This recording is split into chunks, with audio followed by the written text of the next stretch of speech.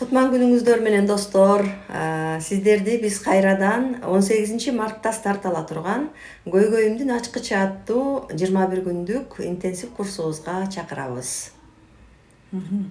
Кош келиңиздер, катталыңыздар, жазылыңыздар. Эми бул курстан сиздер эмнени ала аласыздар?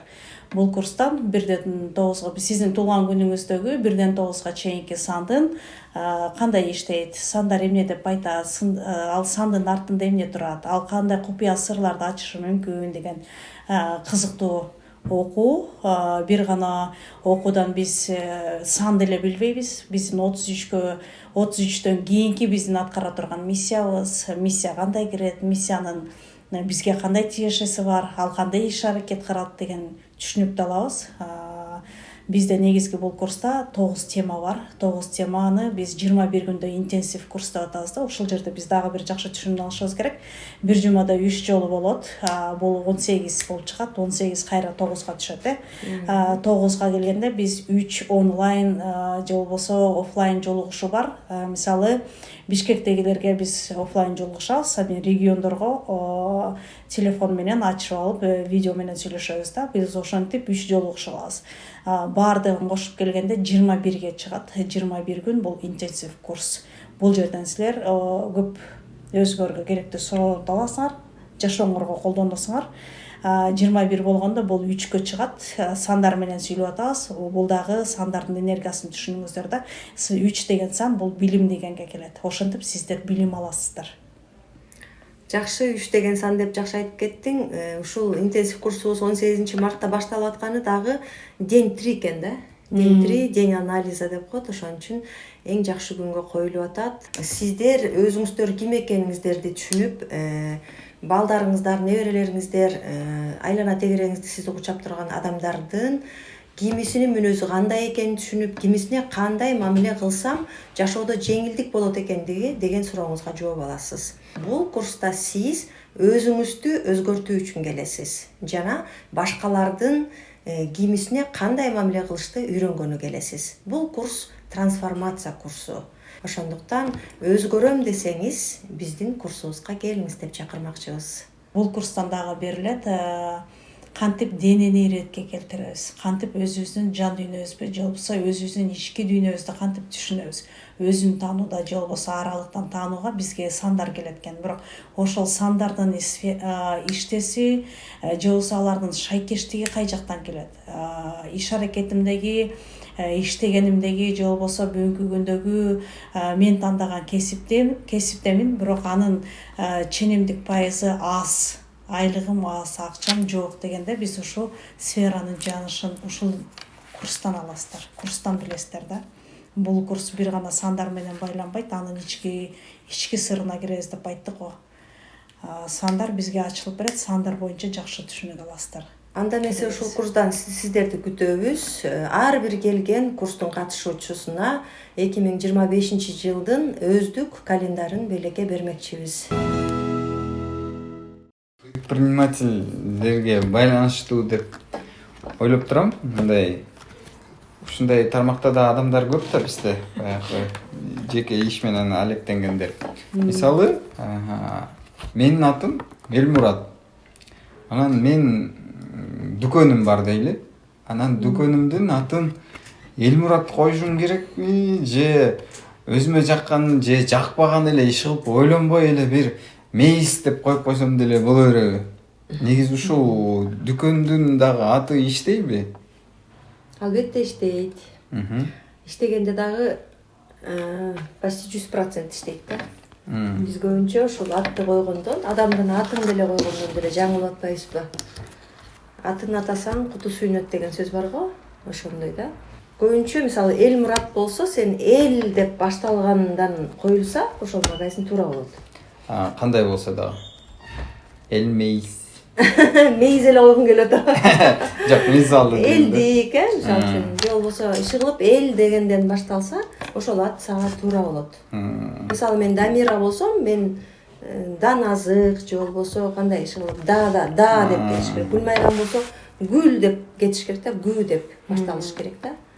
Гдан кетиш. Гдан кетиш керек. Ошол именно звук дагы ошондой болуш керек да. Ошондо биздин энергияга шайкеш келет.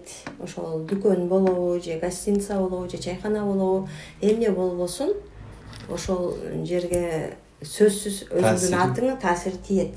Эгер сага оформление болгон болсо, ошол магазин сага оформлен болсо, эгер сага эмес башка бирөөгө оформлен болгон Элмурат деп койсо болбойт анда. Мисалы бирөөнүн магазинин арендага алып иштетип, бирок анын магазини сага тиешеси жок болуп, бирок аты башкача болуп атса, сага кандай бир тиешеси болобу ал?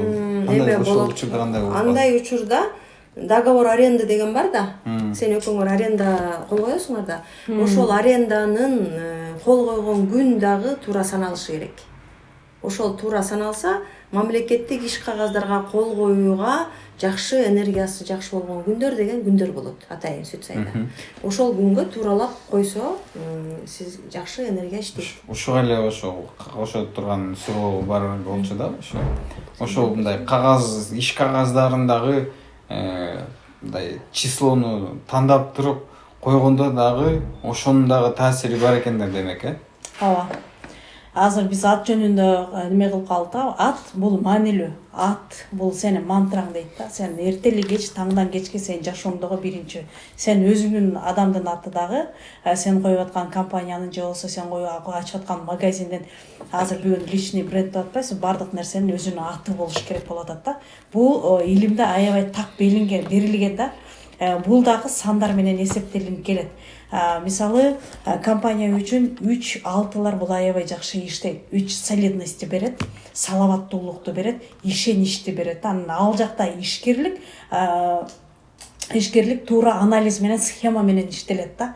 6га келсе, берекелүү же болбосо бир 6нын өзүнүн инвестиция, өзүнөн өзү көбөйүүчү, өзүнөн өзү бакубаттуулукту бере турган энергия болуп иштейт да. Буларды биз атты дагы эсептеп анан чыгарып, ошол туура келген атты коебуз. Мисалы, өзүңдүн атыңдан койгонуң туура, бирок өзүңдүн атың 7ге же 4кө келе турган болсо, аны компанияга койгонго болбойт.